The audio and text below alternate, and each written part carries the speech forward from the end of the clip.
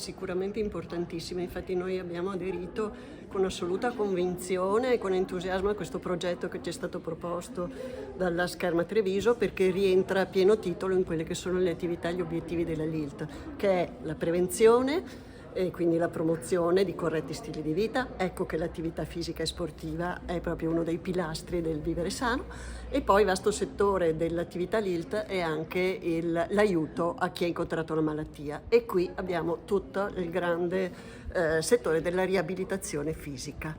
Facciamo già molte attività, ma stiamo cercando di ampliarle ancora di più, e quindi certo queste iniziative, questo nuovo progetto Nastro Rosa può aprirci a una platea sempre maggiore di utenti, di persone che possono usufruire appunto dell'iniziativa e trarne benefici. Roberta si occupa proprio di tutto il settore di riabilitazione psicofisica all'interno di LILT Treviso. Ecco, qual è l'importanza della riabilitazione e come la Scherma può aiutare nella riabilitazione?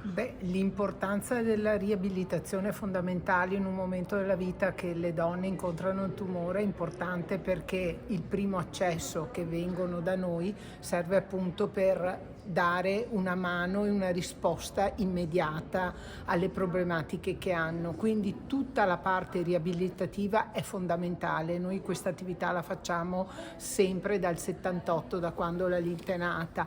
Con la Scherma molto probabilmente, e tutte le altre attività attività motorie che noi cerchiamo di avvicinare le donne, servirà ulteriormente per approcciare la donna a fare dei movimenti sempre molto dolci, come la Scherma può esserlo, però anche proprio a fare un aiuto, una rete insieme alle altre donne. Comunque la aggregazione che è fondamentale anche per le donne in un momento che si sentono sole. Noi glielo diamo in un ambiente che è altamente protetto.